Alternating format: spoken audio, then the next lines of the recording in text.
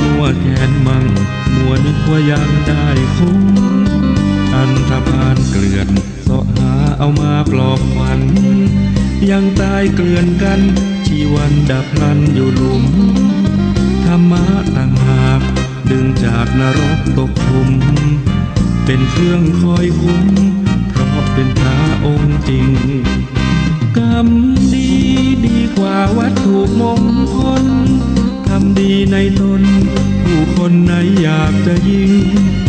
เป็นโจรไร้ธรรมก่อกรรมจิตใจผีสิง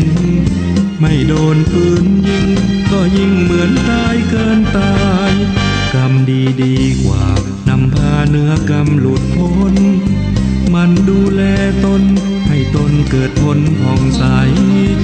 เมื่อบริสุทธิ์ผ่องผุดทั้งกายและใจจะจำเป็นไหมต้องใช้วัตถุมงคล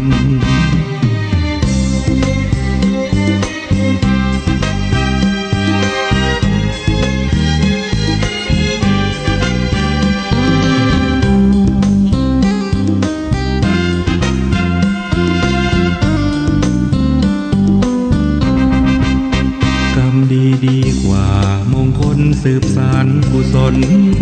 ความดีเติมตนดีกว่านั่งเคล้าของขลังพระเครื่องตระกุดปลุกเสกว่าแสนฉมังคาดมัวแขนมั่งมัวนึกว่ายังได้คุ้มอันธพาลเกลื่อนเสาะหาเอามาปลอบขวัญยังตายเกลื่อนกันชีวันดับพลันอยู่หลุมธรรมะต่างหากดึงจากนรกตกขุมเป็นเครื่องคอยคุ้มเพราะเป็นพระองค์จริงกรรมดีดีกว่าวัตถุมงคลทำดีในตนผู้คนไหนอยากจะยิ่ง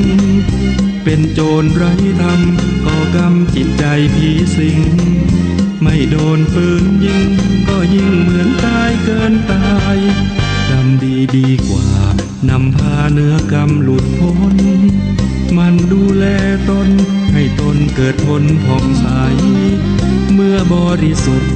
ผ่องผุดทั้งกายและใจจะจำเป็นไหมต้องใช้วัตถุมงคล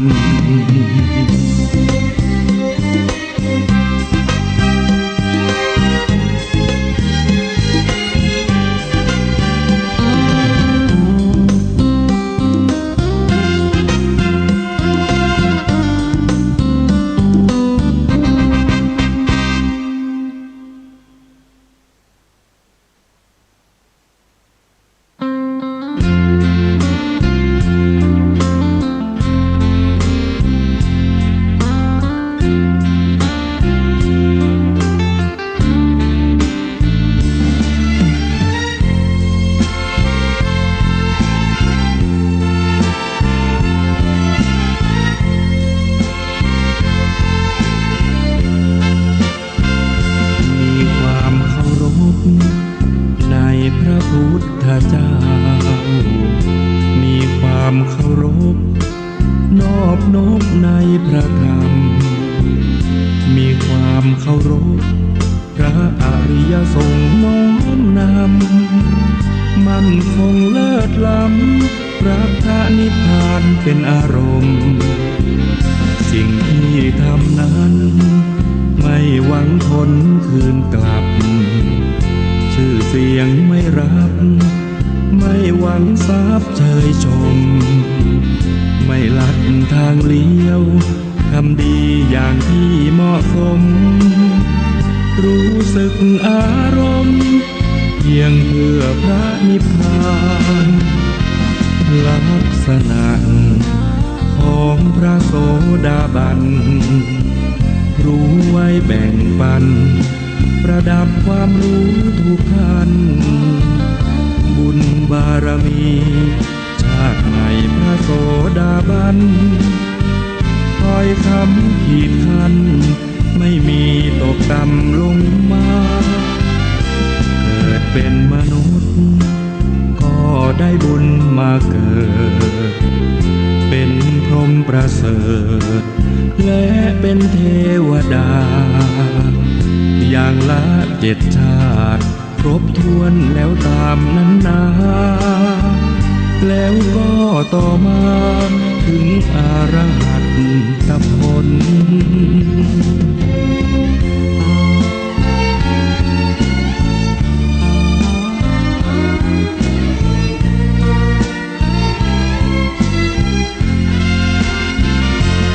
ลักษณะของพระโสดาบันรู้ไว้แบ่งปันประดับความรู้ทุกท่านบุญบารมีชาติใหม่พระโสดาบันคอยคำขีดคันไม่มีตกต่ำลงมาเกิดเป็นมนุษย์ก็ได้บุญมาเกิดเป็นพรหมประเสริฐและเป็นเทวดาอย่างละ7 ชาติครบถ้วนแล้วตามนั้นนาแล้วก็ต่อมาถึงอรหัตตผล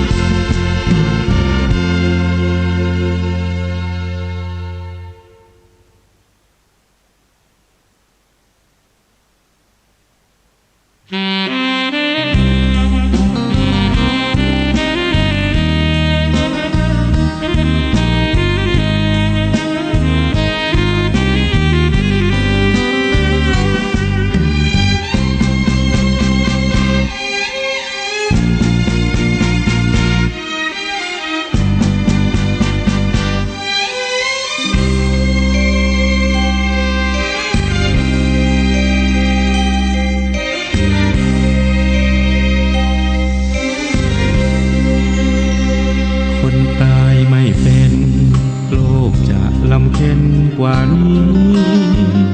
ความตายไม่มีโลกนี้จะอยู่ได้ไหมคนคงลำบา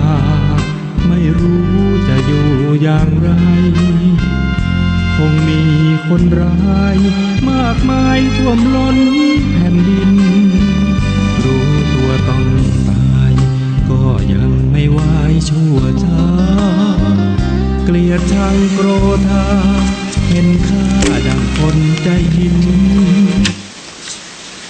ปัญจสิกขาพุทธากล่าวไว้คือเป็นไม้ใต้สองโลกโลกีคือมวลมนุษย์ผ่องพุทธใสสีองค์พระมุนีคือมีศีล5ปัญจสิกขาพุทธากล่าวไว้ศีลเป็นข้อ5 ประการสร้างสมกุศลผลบุญหอมป้อปัญจศีลาใหญ่ล้ำพระพุทธองค์ทรงฮือวาทะศีลเป็นเบื้องต้นความดีประมุขธรรมมกะวิถีฮือเป็นของดีสืบไปภายหน้าสืบไปภายหน้า10 นิ้วกราบแนบไทยไหว้สาภารมีธรรมในครูบาอาจารย์พระมหาเถรานุเถระท่านเจ้าคณะพระสังฆาธิการทุกรูปทุกตนขอความสุขความสวัสดีในธรรมะแห่งองค์สมเด็จพระสัมมาสัมพุทธเจ้าจงมีแก่บรรดาศรัทธาสาธุชนท่านผู้ฟังทุกท่านที่มีโอกาสเปิดเครื่องเข้าฟังรายการเสียงธรรมก่อนรับตาเป็นประจำเมื่อค่ำยามแรงของวันอังคารทุ่มซาวโดยประมาณถึง4 ทุ่ม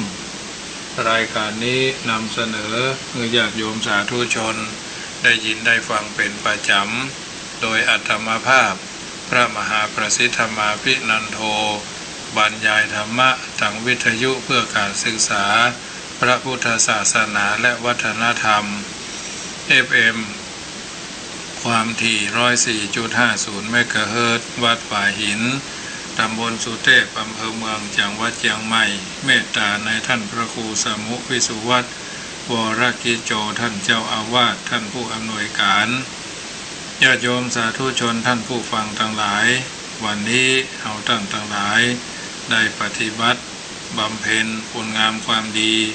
ย่นย่อก็ขอให้ มีการสมาทานศีลบำเพ็ญทานนำจิตใจให้ใสทำภาระธุระไกลไกลจากบ้านจากยองไปทำงานในเมืองนอกเมืองขึ้นรถไปประจำทางขึ้นรถไปขับมอเตอร์ไซค์ไปเองขับรถไปเองอันนี้เป็นวิสัยทัศน์เป็นโลกทัศน์เป็นอัตลักษณ์ที่เราได้ทำกันมาทุกวันวันนี้เป็นวันสิ้นเดือนของท่านที่มีภาระธุระหน้าที่สิ้นเดือน30วัน1เดือนสัปดาห์หนึ่งมี7วัน1เดือนมี30วันเนี่ยชั่วโมงเป็นนาทีเป็นวินาทีทำงานแล้วก็เกิดประโยชน์เพราะทำหน้าที่ของแต่ละคนแต่ละท่านทำแล้วคือเกิดความสบายใจหน้าที่โดยธรรมชาติหน้าที่โดยรับการมอบหมาย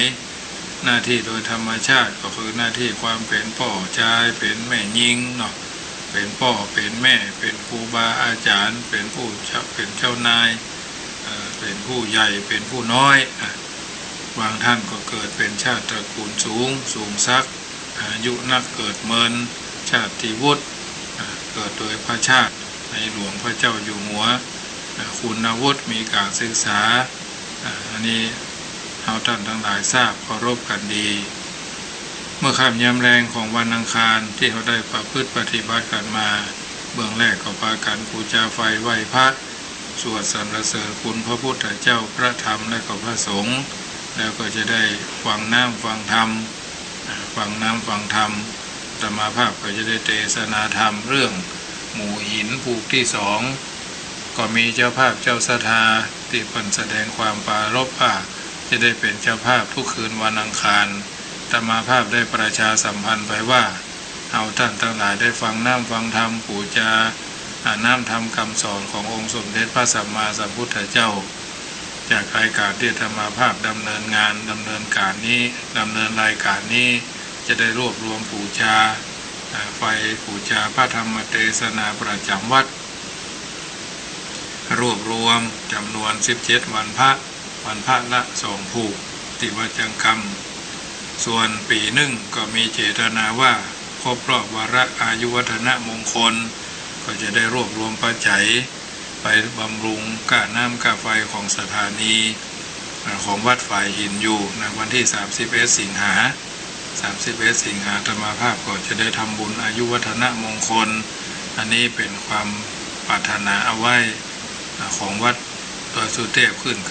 96นี่ก็จะได้รวบรวมเพิ่น1ปีเหมือนกันที่ควงพญามังลายครบรอบสถานีเพิ่นอันนี้ก็ถือว่าวันเกิดเจ้าตัวคือธรรมาภาพปีแล้วก็ได้รวบรวมทำไว้กับเพิ่น 5,000 บาทเนาะที่ได้เพิ่นมาถ่ายทอดคือปีนี้ก็ถ้าว่ามันมีเหตุการณ์มันคลี่คลายไปในทางที่ดีเพราะเรามีความกตัญญูต่อสถานที่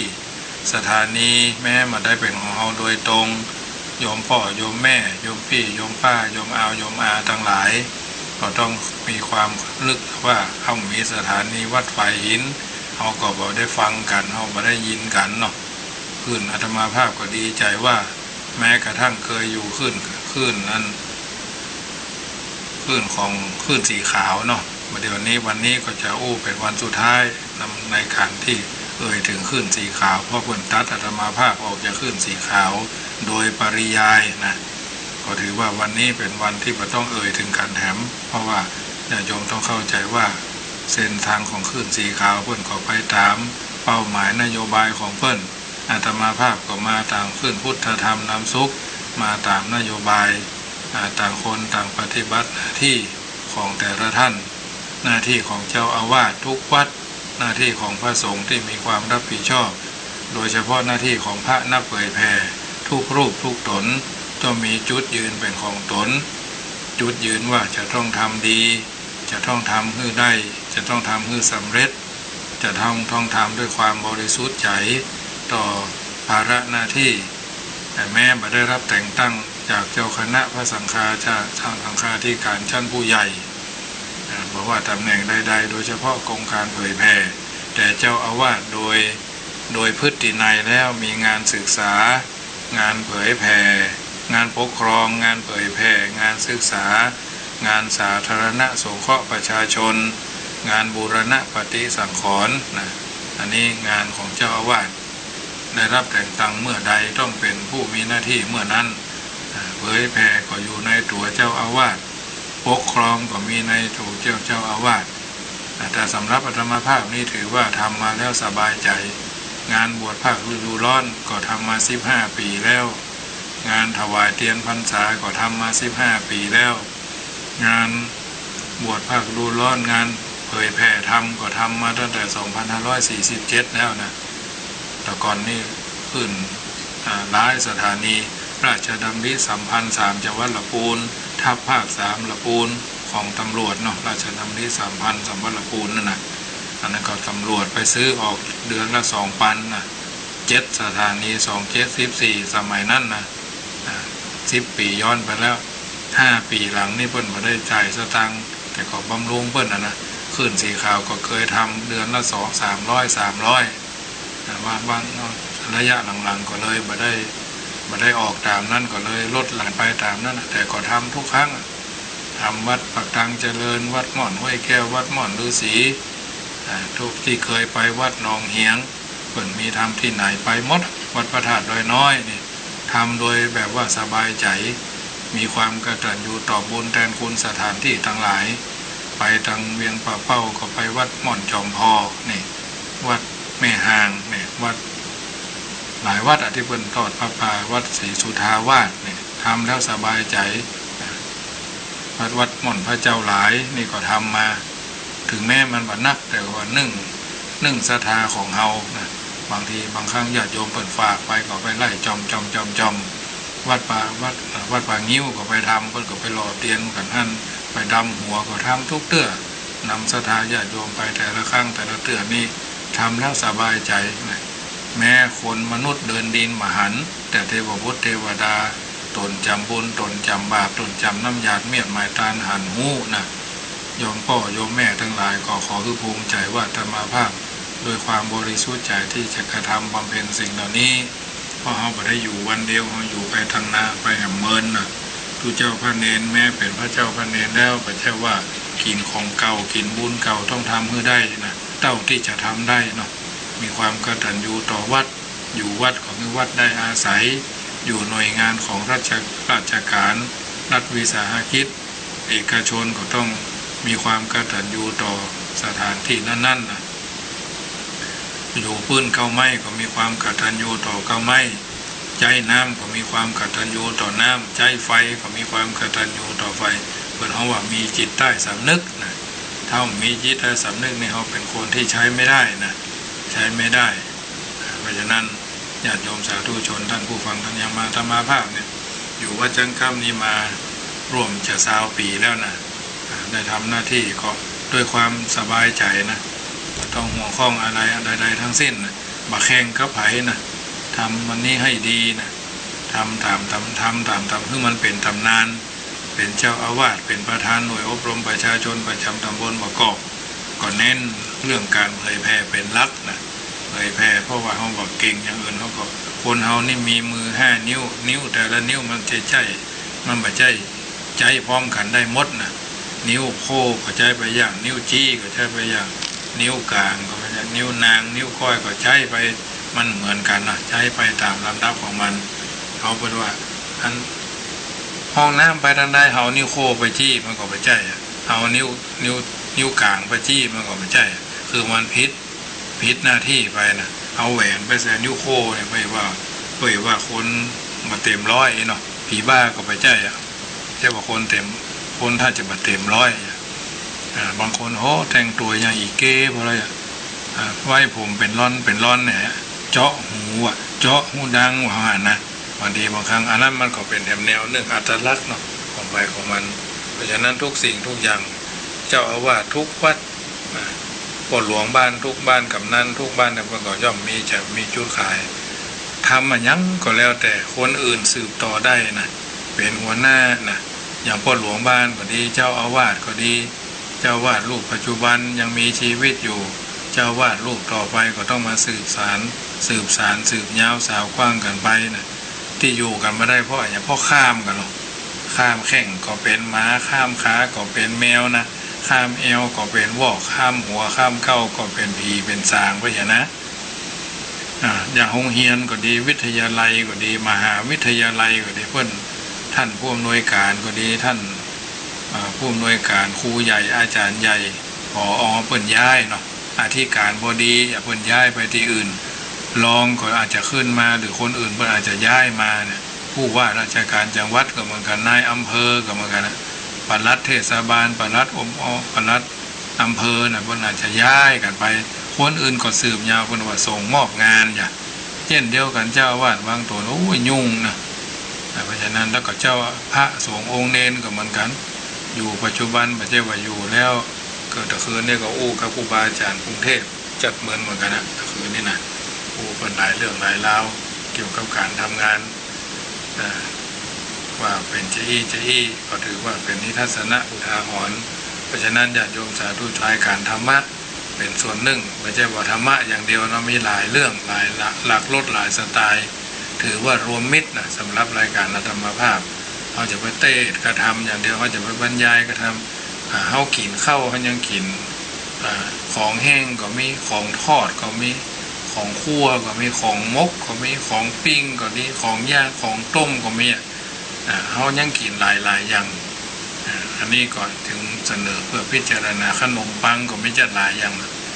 ครัวซองพ่องเนี่ยครัวซองของแม่โคเนาะอาตมาภาพแต่ก่อนที่เขาไปทางคนทางบ้านเขานี่ไปทำงานนะพวกเราแมลงก็ซื้อเขาฝากเขาซื้อครัวซองมานะมันมีบางครั้งก็ฉันไปนะเวลามีโอกาสหลายโลดหลายหลักสไตล์นะธรรมะคือหลักสไตล์หลักโลดหลักสไตล์เพราะฉะนั้นเบื้องแรกนี่พากันปูชาไฟไหว้พระเนอะพร้อมๆกันแล้วก็สวดเจริญพุทธมนต์พุทธคุณไม่ใช่พุทธมนต์พุทธคุณตามลำดับว่ากราบหนึ่งกราบสองกราบสามไหว้พระพร้อมกันเนอะอรหังสัมมาสัมพุทโธภะคะวาพุทธังภะคะวันตังอภิวาเทมิกราบพระพุทธเจ้าน้อมระลึกว่าพุทโธเมนาโถพระพุทธเจ้าเป็นที่พึ่งของพวกเราสวากขาโตภะคะวตาธัมโมธัมมังนะมัสสามิกราบระลึกถึงพระธรรมเจ้าว่าธัมโมเมนาโถพระธรรมเป็นที่พึ่งของหมู่เฮาสุปฏิปันโนภะคะวะโตสาวกสังโฆสังฆังนามามิกราบนอบน้อมถึงคุณพระอริยสังฆเจ้าสมมติที่สังฆเจ้าว่าสังโฆเมนาโถพระสงฆ์เป็นที่พึ่งของหมู่เฮามาตาปิตโรวันธามิกราบพ่อกราบแม่พ่อแต่แม่แต่พ่อเกิดแม่เกิดพ่อแม่เป็นที่พึ่งมีพระคุณอันสูงสุดเป็นที่พึ่งของหมู่เฮาเราเจ้าข้าคุณูปการโรเมนาโถครูบาอาจารย์ผู้มีพระคุณอันสูงข้าพเจ้ากราบไหว้โดยความเคารพอันนี้คือพระพุทธเจ้าข้าเจ้า5 พระองค์ไม่ต้องไปเอาที่อื่นที่ไกลเอาในตัวเขาเนี้ยเอาในใจเขาเนี้ยเอาในความคิดมโนสำนึกเขาเนี้ยญาติโยมเพราะฉะนั้นอันนี้คือกราบพระพุทธเจ้าพระธรรมพระสงฆ์พ่อแม่ครูบาอาจารย์น้อมนมัสการพระพุทธเจ้าว่านะโมตัสสะภะคะวะโตอะระหะโตสัมมาสัมพุทธัสสะนะโมตัสสะภะคะวะโตอะระหะโตสัมมาสัมพุทธัสสะนะโมตัสสะภะคะวะโตอะระหะโตสัมมาสัมพุทธัสสะอันนี้คือน้อมนมัสการพระพุทธเจ้าต่อไปก็ว่าไตรสรณคม9 ข้อเข้าประการว่าถึงภาษาไทยถึงภาษาบาลีเนอะว่าภาษาไทยก่อนข้าพเจ้าขอถึงซึ่งพระพุทธเจ้าว่าเป็นที่พึ่งพุทธังสรณังคัจฉามิข้าพเจ้าขอถึงซึ่งพระธรรมว่าเป็นที่พึ่งธัมมังสรณังคัจฉามิข้าพเจ้าขอถึงซึ่งพระสงฆ์ว่าเป็นที่พึ่งสังฆังสรณังคัจฉามิแม้ครั้งที่2ข้าพเจ้าขอถึงซึ่งพระพุทธเจ้าว่าเป็นที่พึ่งตุติยัมปิพุทธังสรณังคัจฉามิ แม้ครั้งที่สองข้าพระเจ้าขอถึงซึ่งพระธรรมว่าเป็นที่เพิ่งตุติยัมปิธัมมังสรณังคัจฉามิแม้ครั้งที่สองข้าพระเจ้าขอถึงซึ่งพระสงฆ์ว่าเป็นที่เพิ่งตุติยัมปิสังฆังสรณังคัจฉามิแม้ครั้งที่สามข้าพระเจ้าขอถึงซึ่งพระพุทธเจ้าว่าเป็นที่เพิ่งตติยัมปิธัมมังสรณังคัจฉามิแม้ครั้งที่สามข้าพเจ้าขอถึงซึ่งพระธรรมว่าเป็นที่เพิ่งตาติยัมปิสังฆังธัมมังสรณังคัจฉามิ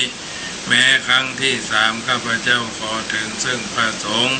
ว่าเป็นที่เพิ่งตาติยัมปิสังฆังสรณังคัจฉามิอันนี้คือไตรสรณคม9 ข้อ9บั้ง9ประการ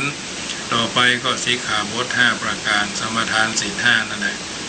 ข้าพเจ้าขอสมาทานเอาซึ่งสิกขาบทข้อที่1คือละเว้นจากการฆ่าสัตว์และมนุษย์ปานาติปาตาเวระมะนีสิกขาปะตังสมาธิยามิข้าพเจ้าขอสมาทานเอาซึ่งสิกขาบทข้อที่2คือละเว้นจากการลักทรัพย์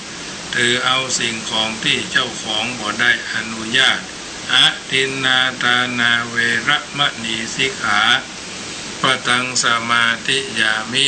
ข้าพเจ้าขอสมาทานเอาซึ่งสิกขาบทข้อที่3คือละเว้นจากการประพฤติผิดในกามคือความใคร่ได้ใคร่มีใคร่เป็นเจ้าเข้าเจ้าของทรัพย์สินเงินทองสามีภรรยากุลบุตรกุลธิดาอันมีเจ้าของห่วงแหนรักษาของไผก็ฮักของไผก็ห่วงของไผก็ปกป้องรักษาจะไปใกล้เปิ้นจะไปพอหน้าเปิ้นจะไปใครได้ของเปิ้นอันเปิ้นมีจะไปใครได้เปิ้นมีสามีหล่อเปิ้นมีสามีเปิ้นมีภรรยางามจะไปใกล้จะไปแลจะไปคดเควดใกล้เปิ้นมันถึงบัดได้มันบ่ใช่ของเฮากาเมสุมิจฉาจาราเวระมะนีสิกขาปะตังสมาธิยามิข้าพเจ้าขอสมาทานเอาซึ่งสิกขาบทข้อที่4คือละเว้นจากการพูดปดพูดส่อเสียดพูดคำหยาบพูดเพ้อเจ้อบ่มีบ่ต้องไปแปลงใส่บ่ใหญ่บ่ต้องไปแปลงเอาน้ำท่วมต้มพักบุ้งหลงเหลงนะมุสาวาตาเวระมะนีสิกขาปะตังสมาธิยามิข้าพเจ้าขอสมาทานเอาซึ่งสิกขาบทข้อที่5คือละเว้นจากการดื่มเสพจำหน่ายจ่ายแจกเป็นธุระจัดหายาม้ายาบ้ายาอียาไอยาปลุกระดมความคบขนองทางเพศแม้กระทั่งกาวกับป๋องเขาก็บ่ต้องไปใกล้บ่ต้องไปแวดไปหวันบ่ต้องไปกำมามันเหม็นติดเสื้อติดผ้าติดเนื้อติดตัวถ้าเข้าไปเสพเข้าไปซ่องโสมไปมั่วไปเมามันก็จะเหม็นติดเนื้อติดตัวติดจิตติดใจไปใจสุราเมระยะมัจจะปะมาตฐานาเวระมะนีสิกขาปะตังสมาธิยามิสิกขาบท5ข้อ5ประการนี้จะพึงรักษามิให้ขาดมิให้ทำลายมิให้ด่างพร้อยอิมานิปัญจสิกขาปตานิสมาธิยามิอิมานิปัญจสิกขาปตานิสมาธิยามิอิมานิปัญจสิกขาปตานิสมาธิยามิอันนี้คือสมาทานศีล5ประการว่าเป็นภาษาไทยก่อนแล้วก็ว่าเป็นภาษาบาลีส่วนมากนี่เขาจะคุ้นเคยเนาะเขาจะคุ้นเคยเรื่องของภาษาพระทุกเจ้าบอกว่าปานาติปาตาเวเขาบอกว่าปานาติปาตาเวทีนี้เขาก็มาได้ช่ำชองในสิ่งเหล่านี้ก็เลยเก้อเขินกุ๊กกักเนาะบางคนเพิ่นคล่องแล้วก็เป็นยังพอน้อยพอนานทหารเก่านี่ก็ยังแหวนน้อยอุบาสิกาทั้งหลายที่เพิ่น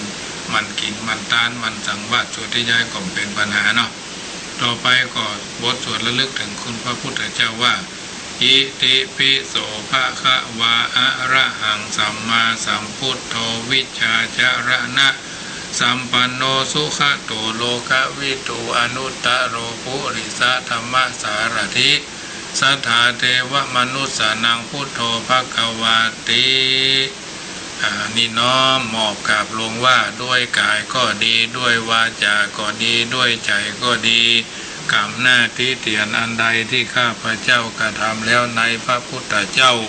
ขอพระพุทธเจ้าจงงดซึ่งโทษล่วงเกินอันนั้นเพื่อการสำรวมระวังในพระพุทธเจ้าในการต่อไป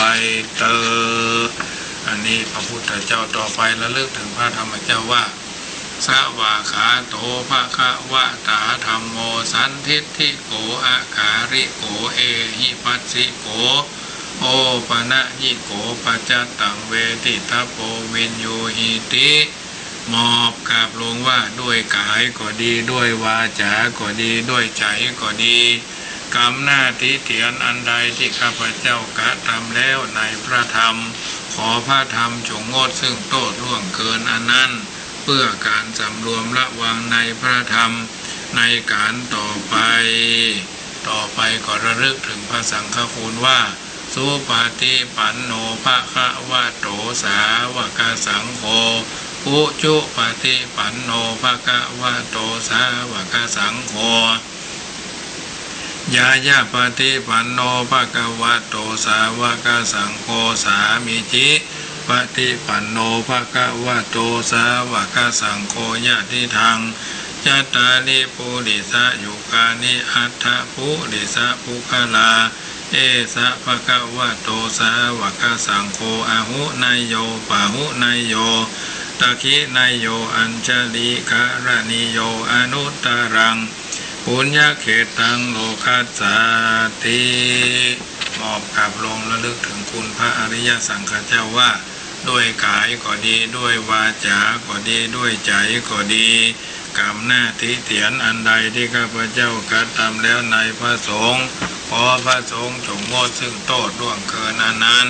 เพื่อการสำรวมระวังในพระสงฆ์ในการต่อไปอันนี้ระลึกถึงของพระสังฆเจ้าต่อไปก็มอบกลับลงว่าด้วยกายก็ดีด้วยวาจาก็ดีด้วยใจก็ดีกรรมหน้าที่เถียนอันใดที่ข้าพเจ้ากระทำแล้วในพ่อแม่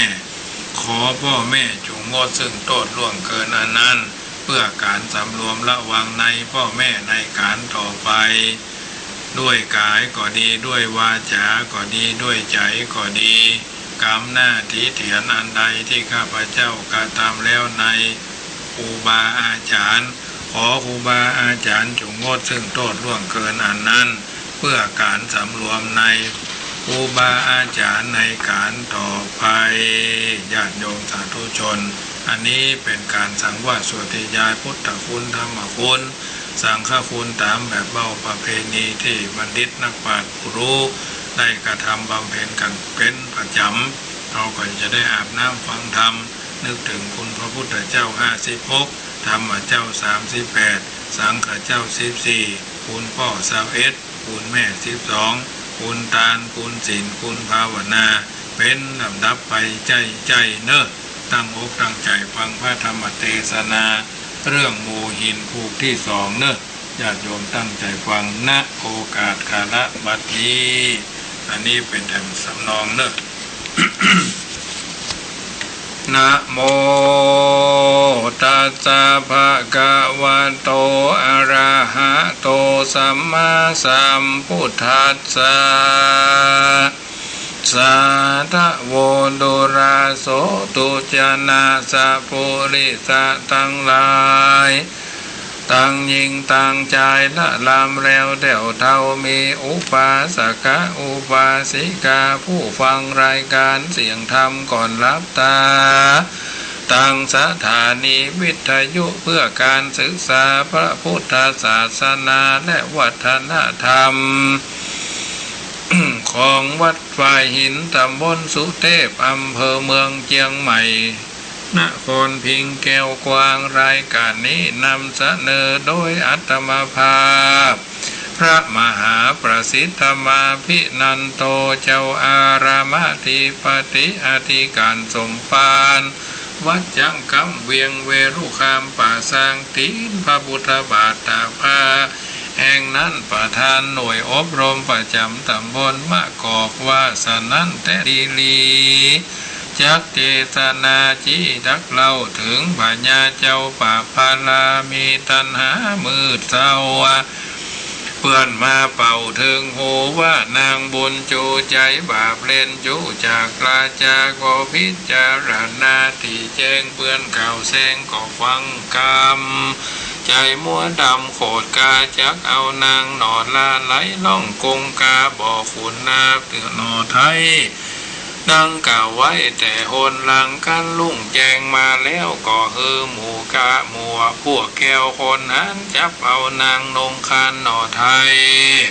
อันยังพงร้องไห้ปุณณผาดีนางกัญญามีมวลหมู่สะสู้ร้องวอนขอเจ้าพญาก็ยังบอกไว้ครับหนีไปใจบอกฟังคำเสียงเนื่องนั้นมีกองดังทั่วห้องหอคำก็มีหันแนะนาอันว่านางกัญญาคาใจเอากันร้องรำไห้ไปมาว่าปุ่นโนดปุ่นคุณหน้าแม่ไทยอันจักใดไปจากห้องอินดูสองพี่น้องหน่อใจดีแม่เทวีเป็นเจ้าจักใดละหอเป็นเป่ามองสีจักใดละสาลีและผ้าแผ่นจักใดละแต้นแก้วและจองนอนจักใดละเกสรดอกไม้อันนางเคยลูบไล้ทุกวันวาน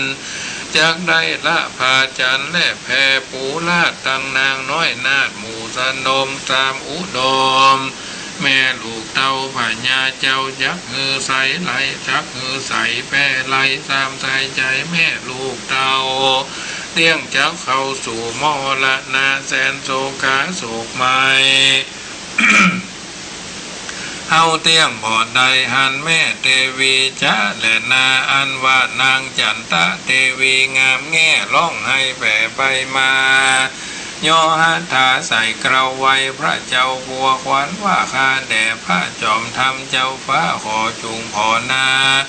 สักกรรมอยู่กับกันมาแต่น้อยข้าคอยลำวอนขอจุงอินดูสองสอพ่อลูกแก้วจากตายแล้วเป็นเหยื่อปูปลาตัวคานี้นาตายก็แล้วขอจุงเฮือลูกแก้วอยู่ที่ข้างแม่นจักปานได้ก็บอกควรคาบอกควรเอาลูกเมียกว่าไหลฟ้องบ่ใจเป็นกองมาแต่ก่อนจุงยุดย่อนขุนนาสองพุทธาหนอลาครับตัวแห่งคาเทวีได้อยู่สวดสดีในห้องปาเตต้องปาราณีแด่เธอเมื่อนั้นพญาตนบาปใบแม้นว่านางร้องรำให้ก็บอกฟังกรรมเขาครับจำคนหันเอากว่าส่วนนางหนอลาเทวีก็พาเอาสองสลีลูกแก้วร้องให้แล้วเตียวไปน้ำตาไหลหยาดย้อยได้ให้คะคอยปูนพานหมู่คนหานแห่ตุกใจแม่แก่เทวีนางกัญญามีหลายหมื่นห้องให้ตื่นตัวจอมก็มีหันและนาอันว่าปัญญาก็คือตีกองหลวงพ้นพันพวงจอมกว่าเหตุลักหนอลาเทวีมีน้ำตาทกจูผู้ร้องให้อยู่ตึงเมืองเสียงนั้นเนืองมีกองดังตัวห้องปาราว่าปัญญาเอานินาใบง่าวนางเต้าแม่เทวีกับสองสลีลูกเต้าโตดแม่เจ้าบ่มีสางป้อยมาฟังคำสนคำสอเอานางล่อไหลร้อยและนอว่าอันจุคนก็มีหันและนาอันว่าหมู่พวกแก้วกาคนนั้นก็เอานางนงคานหนอไทยอันนางพงร้องไห้ออกจากเวียงไปมีน้ำตาไหลบ่ขาดปูนอินดูนางหน้าเทวีหมู่มนตรีจอมกว่าให้ปันบาจุคนเทวดาบนฟ้าก็จอมกว่าแม่เทวีเพื่อบ่คนตีและคาวิปากนางหนอลาหากตึงมี กันถึงหน้าตีน้ำใหญ่นางก็ยกมือไหวหมู่เทวดากล่าวเป็นว่าสุนันโตบนโตเทวสังขารโย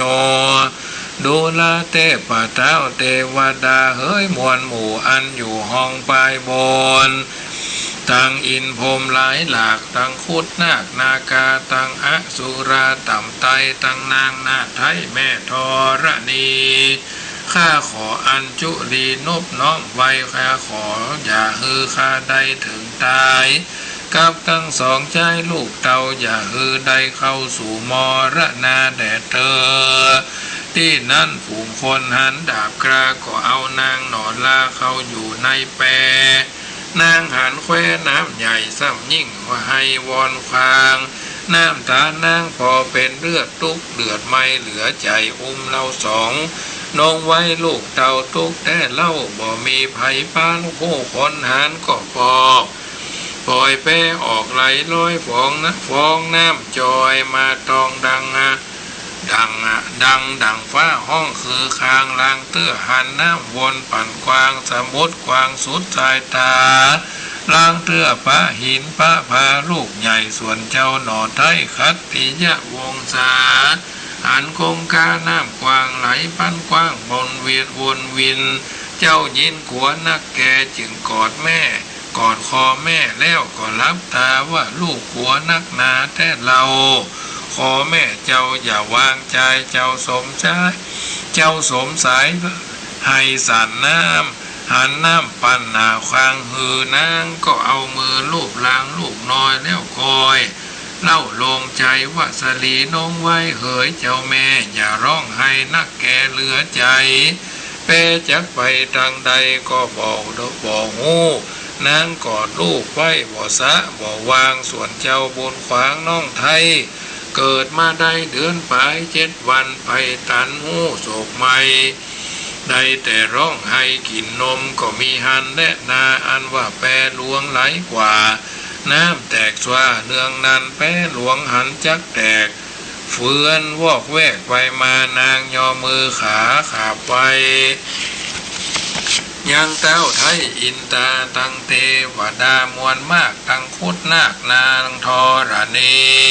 ว่าขอจุงผานี้ภายโปรดฮือพ้นจากโทษต่างตายพ้นจากสายน้ำกวางแปรจักแตกมั่งทักตกแปรจักแตกมั่งตกวังขอเจ้าตั้งลายม้วนหมู่ช่วยลูอยู่สวัสดีแต่เธอเมื่อนั้นนางจันตะเทวีก็ฉีกผ้ากาสีผืนงามยิ่งย้อยเป็นแผ่นหนาน้อยเสมอการแผ่นนึ่งปันแก่ใจหนุ่มเนาลูกคนเข้าคัดทิยวงศา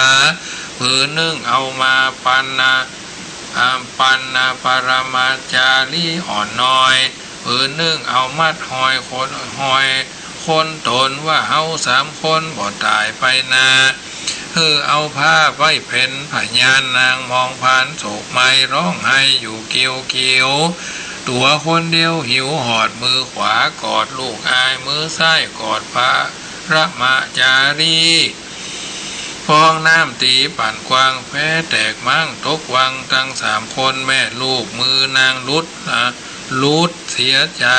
สืบสติหายกว่า2 ลูกลาก็ออกเสียมือ3 บุญลือเจ้าฟ้าไหลล่องกว่าภัยมันก็มีหันและนาเมื่อนั้นพญาอินตาเจ้าฟ้ากรมนาบอกเมืองโคนหันหน่อทศพลลำบากจึงภาคลงมาเอาเจ้าพระมาจารีไปฝากกับราศีคำในป่าแล้วว่าข้าแด่ราศี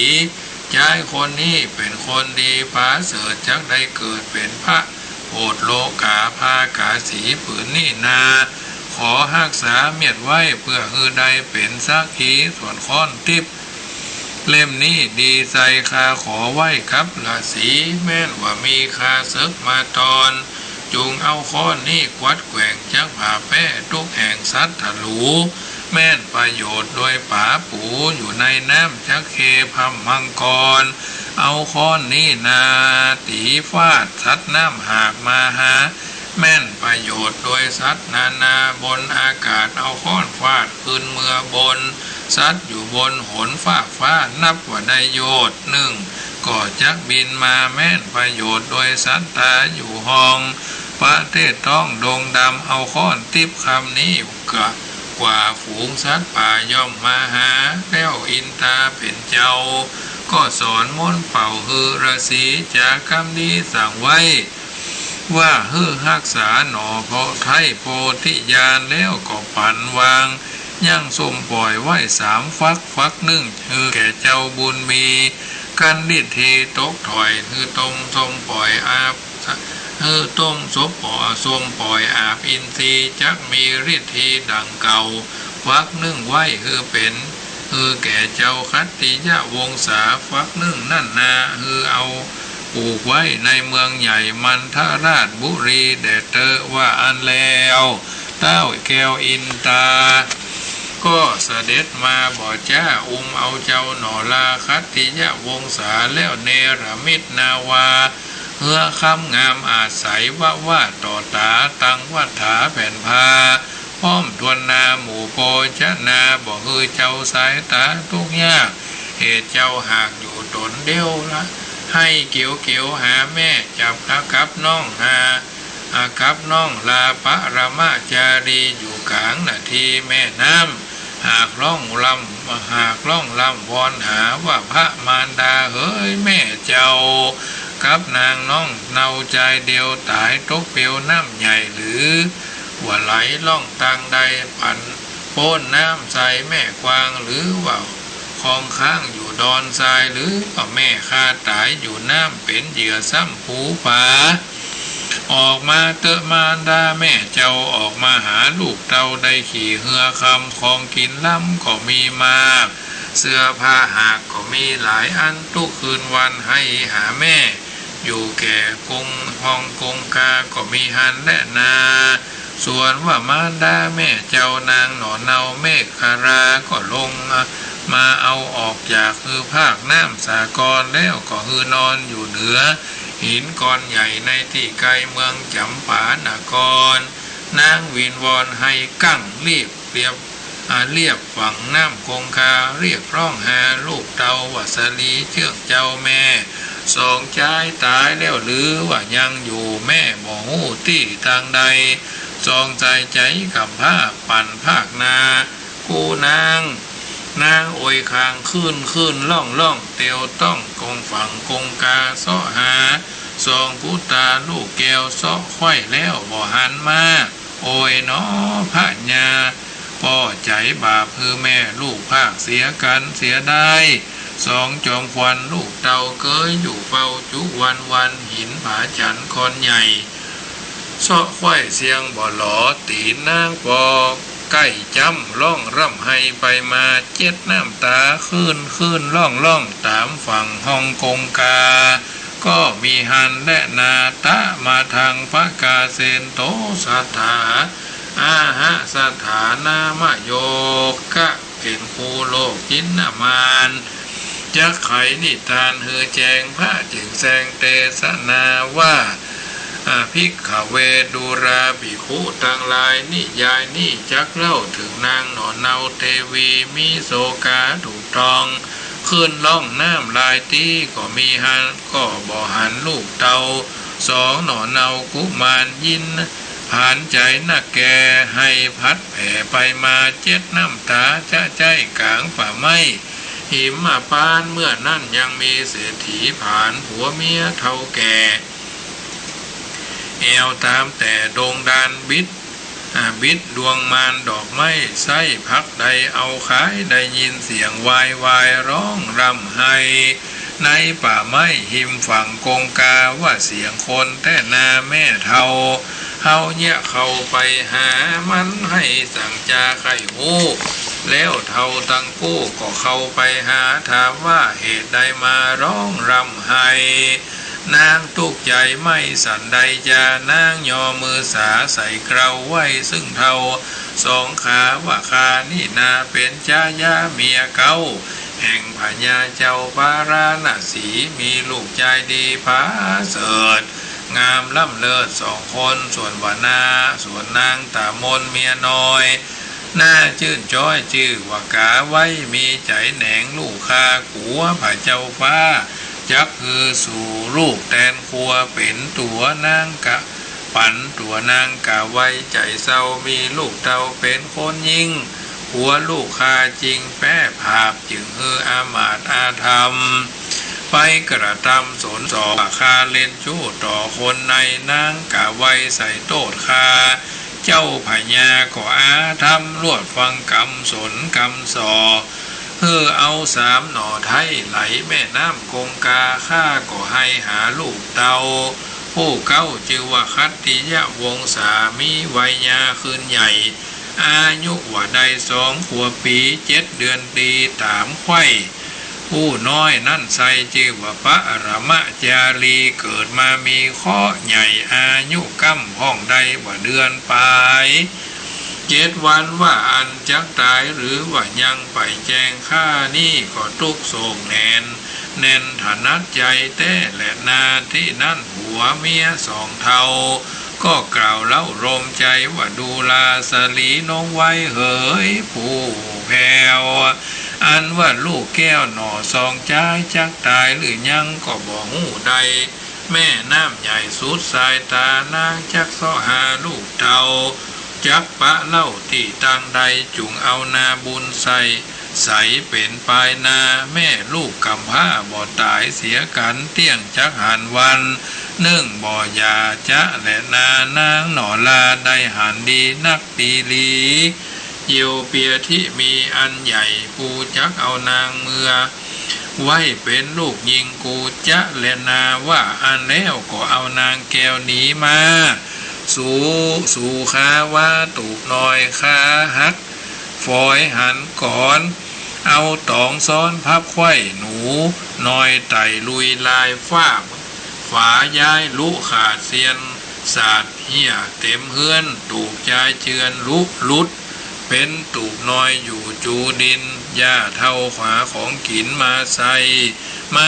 เลี้ยงลูกใหม่เตวีจากำนี้อ่อนอ้อยว่ามาเตอะน้อยเจ้าแม่มากินน้ำพริกแก่หวานล้ำกับพักปังและพักแคบหมากแปบต้มและหมากน้อยยาวตั้งหน่อเต๋าและมะเขือแจหญ้าเท่าแก่ปากขุนจมปากขุนจมส่วนว่านางอุดมยอดฟ้ากินก็กินกว่าตามเปิ้งใจคืดถึงลูกแก้ววางกำเขาแล้วให้หาลูกคนเดียวตุกเป็นเปียวแผดไม่ร้องรำให้ทุกเวลามีน้ำตาไหลบ่ขาดคืดหา2 น้อยนาจุวันอดสาพันลูกเจ้าอุปถาก2 เท่าเอาการก็มีหันและนาที่นี่จักสั่งวันนาจะซอยถึงเจ้าหน่อน้อยคัตติยวงศาอันพญาอินตาเจ้าฟ้าเนรมิตเหือคำใหญ่กว้างเพื่อบ่ฮือเจ้านั่งจ้างตกผานอาหารทิพมีทุกสิ่งเสื้อผ้ายิ่งนาเจ้าก็ข้านิ่งหาน้องและแม่ห้องให้แก่นักนาพอหาแม่หนเหนือก็บ่ได้พอหนใต้ก็บ่มาตนวันตกหาวันออกบ่หันแม่ปอกมาหาน้ำหูน้ำตาไหลบ่ขาดพอฐานลาบว่าได้3 วันก็มีหันและนากาละนั่นนายังมีพญาตนองค์อาจอยู่ในเมืองมัทราชบุรีหาพุทธิบุตตาบ่ได้เพื่อฮือไว้สืบแทนเมืองกำเครื่องใจมีมากอายุก็หากจะลาเต้าก็มาเกิดจะใจว่ากูไข่ได้พุทธาจึงหักษาศีลภาวนาบ่ได้ขาดจอมจอบทัศราชจะทำบ่การทำการบาปบ่ขัดนาไพ่บานและคนเมืองเต้ายินเครื่องโดยบ่มีลูกเกือผูกไว้แทนเมืองจึงจากับนางบุญเรืองยอดฟ้าว่าดูกาลานางหนอลาเทวี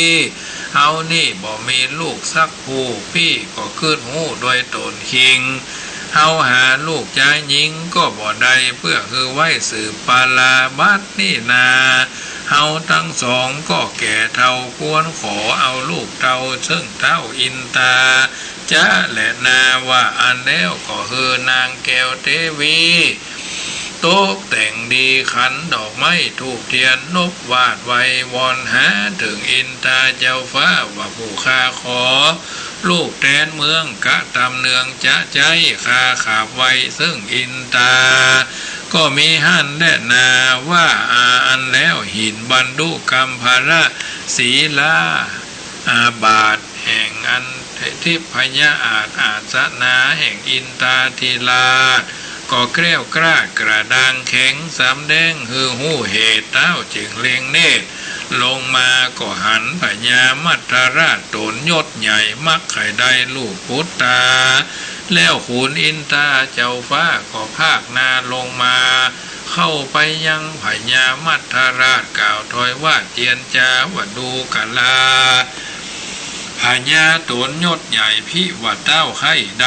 ยังลูกชายไว้สืบแทนเมืองอย่าได้ยินเครื่องลำบากกูหากจักนำมาปันเฮือเป็นจอมขวัญลูกเจ้าว่าวันพวกเจ้าบ่ทรงใสเฮือเสนาในแต่งหางตั้งเครื่องจ้างพวงคำแดงมาตัวแป้งนำหมู่มาจุเยื่องกองใจกุ๊กยายเป็นทอยตั้งกล้วยอ้อยและตุงใจไปถึงสมุทรน้ำใหญ่กูจักเอาลูกใส่เฮือมากันขุนอินตากล่าวแล้วก็กล้าแก้วเคืนสู่เมืองสวงสวรรค์ก็มีหันและนากันรัตติยาตากลางคืนลุ่งแจงแล้วเต้าตนแก้วก็บอกเทวีนางก็ยินดียมชื่นบ่มีปีติตื่นเจยบานเต้าตนคานมัทราชจึงผงอาจอาญาเสนาห้องเป่าบอกกล่าวแก่เจ้าเมืองเขานั้นเนื่องมาจุดาวถึงที่เต้าห่อคำเต้าก็มีกรรมไขสู่ว่าหมู่อามาตย์และพระจาว่าวันนี้เฮาจักไปรับลูกเต่าอันอินตาเป็นเจ้าหาปันมาที่คงกาแม่ควางสูรีบแต่งหางประดับประดาจ้างใส่พวงคำรีบกระทำโต๊ะแต่งควัดแกว่งจอตุงใจกล้วยอ้อยใหญ่ใจเป็นเตากุ๊กกาแล้วละกุ๊กกาล้อมจอมตั้งรีบเพวทางต่างไต่แล้วแผ่คุงใหญ่ถึงกงกาเตอะว่าอันว่าเสนาและอามาตย์ตั้งพระจาราชคนในก็เอากันไปแต่งหางตั้งพระเจ้าจ้างหาพงปันโดยฉับพลันดิเมียนแล้วอามาตย์แก้วก็ปอกมาทูลศาลก็มีหันและนากันว่าเจ้าหอคำได้ยินคำอามาตย์อันจักยอยาตะยะตะดาไปก็มีตีของใจปกเป่าพับตัวดาวอาณาต้นพญาผ่านเผาขึ้นขี่จ้างแก้วตัวดีนางเทวีขี่จ้างคนอ่านอ่าง16อโขเพนีมาหางดีปั่นนึ่งบ่อน้อยย้ายหยาดย้อยเตียวตาเตียวใบคนลามไหลแอนแหน่เต็มทุกแง่มักกาพาดก้องมาตีต่อยเสียงอิงอ้อยวอนหูแตรเหินดูงามอาจของคุมภาคดังไก่เพรีใดเสียงม่วนคนกลุ่มจวนกันตีมโหลีสะสูบันดอกู้หอยสังเสียงเนืองนั้นบ่ยั่งต่อเตาฝั่งกงกาก็มีหันและนาอันว่าพญาต้นบานแปวก็ลงจากจ้างแก้วคืนสู่ศาลาเล็งสายตาชั้นพอเพื่อหาหน่อพุทธาก็มีหันและนาเมื่อนั่นพญาอินทาเจ้าฟ้าก็ภาคนาจากเมืองบนนำเอาตนไปสู่ยังที่อยู่เจ้าคันติยะวงศาอยู่ยนาวาไหลล่อง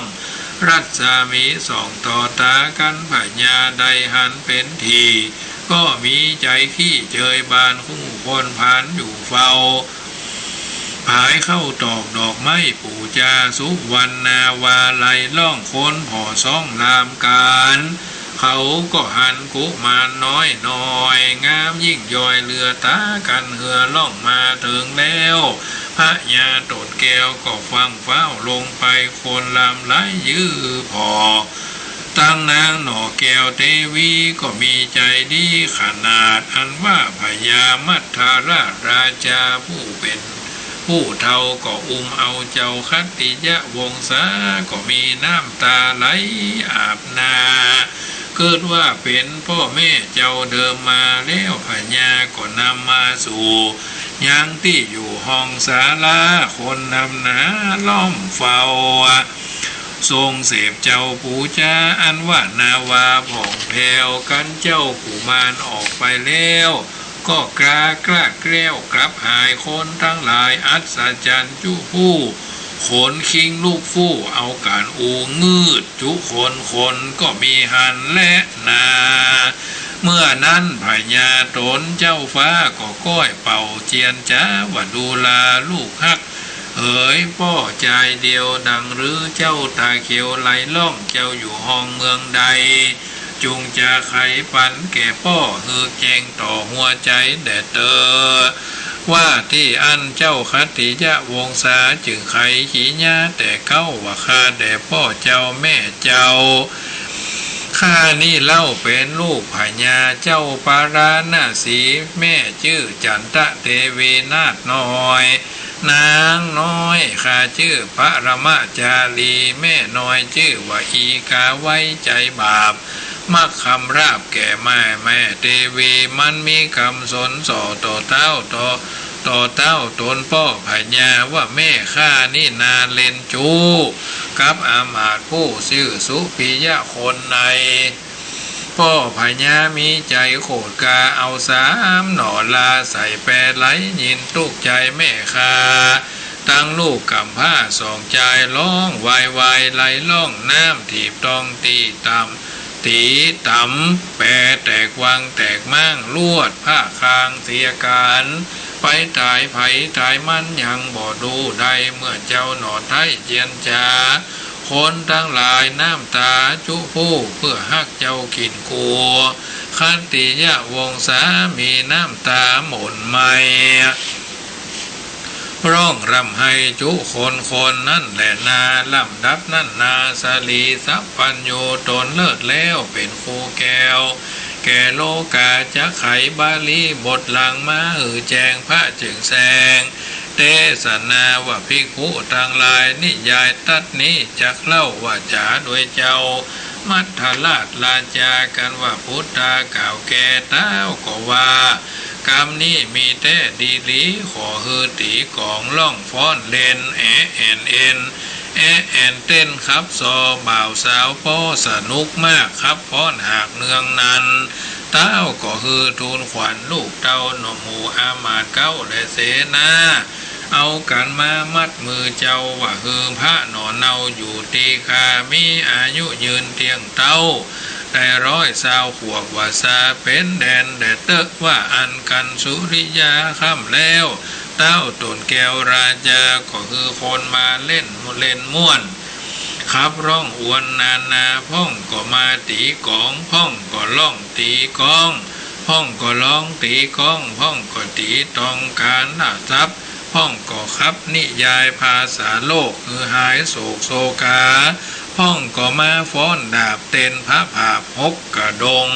หมู่คนทงก็กินเหล่านั้นทั่วเศร้ากงกาถึงสุริยาลุ่งแจ้งเต้าจึงแซงเป่าเสนาเร่งดาแต่งห่างยังมาจ้างแต่ยานดีแล้วก็ลีลาไหลหลังออกจากฝั่งกงกาเสียงดุริยามีกองดังติ่งตองดนตรีปาดก้องมีหลายลูกตีทวนถูกเป็นระบำตีเป็นคำเป่งป้อยยายหยาดย้อยเตียวไปน้ำจอมไทยหน่อเต้าสู่เมืองดาวมัทธราชเวียงใจกันถึงในขวงกวางก็ลงจากจ้างนาเขียนขึ้นสู่มนเทียนยุวริยาถึงปราสาทมงคลก็มีหันและนาอันว่าพญามัทธราชราชาเป็นเจ้าฟ้าจักลูกเต้า อยู่แก่เมืองพญาบุญเรืองคึดแล้วก็เรียกปุโรหิตาแก่นแก้วมาถวายปุโรหิตก็ถวายขาบไว้ว่านาวันนี้ไซก็หากเป็นวันดีเป็นวันที่โชคใหญ่ควรอภิเษกหน่อไทยอยู่แก่เมืองและนาอันว่าพญาตนเป็นพ่อก็ฮักแน่นอนนักหนาบ่ฮือโศกาทุกยาบ่ฮือผ้าไก่ตาส่วนเจ้าก็ข้านิงหายังพระมารดาแม่เจ้ากับน้องหนุ่มเนาพระรามราชาลีพระรามจารีก็มีน้ำตาตกบ่ขาดแม่นได้เสวยราชก็บ่ยินดีแสนตุขีลำบากแม่นลูกภาคเสียกันใจติดพันโศกตองว่าวู่ห้อนเอาจะอาใจก็มีหันและนาที่นี่จักจะด้วยเจ้าปรมาจารีอันละสีเลี้ยงไว้ในป่าหิมปานกันกุมารอยากเข้าละสีเจ้าก็เอากล้วยอ้อยปั่นใจกันเจ้าไว้อยากนมแม่ละสีเจ้าแผ่อธิษฐานนำนมหวานชื่นจ้อยใสหลังย้อยจากนิ้วมือมากันหนอพุทธาดูดแล้วก็บ่องแผ่วยินดีใจใหญ่ก้อยใหญ่ปีมาเตื้อหน่อยหู้เก่าถอยการไปเจ้าสินใสฮักมากบ่ฮือผ้าไก่กราก็มีหันและนานิติตังขีญาสั่งวันนาวิเศษจากห้องเหตุหมูหินผูกทวนซองจักดาถองที่มวลก็มาด่วนบังคมสมเลศเสียเต่าอีก่อนแล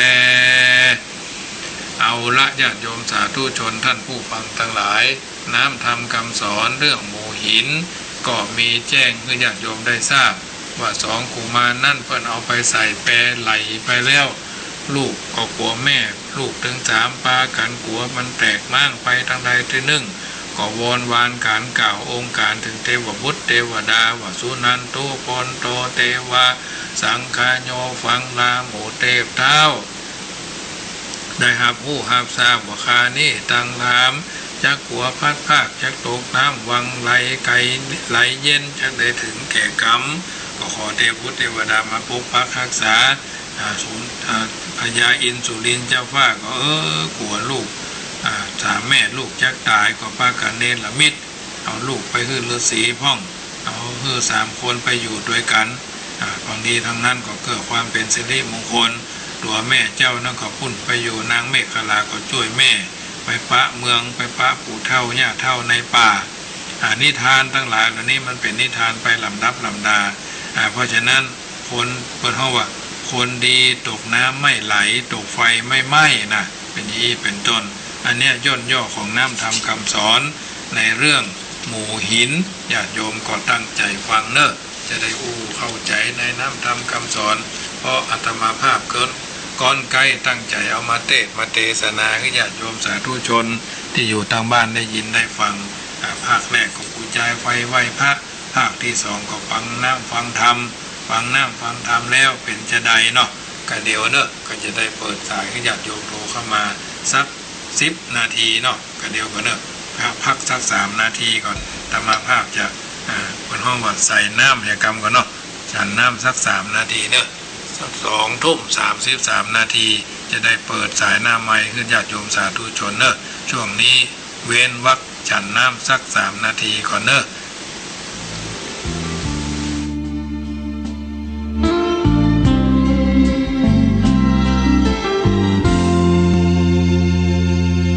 พนมมือพร้อมขอก้มลงกราบใจมันยอมรับประดับไว้ในชีวิตชั่วลูกเลนหลา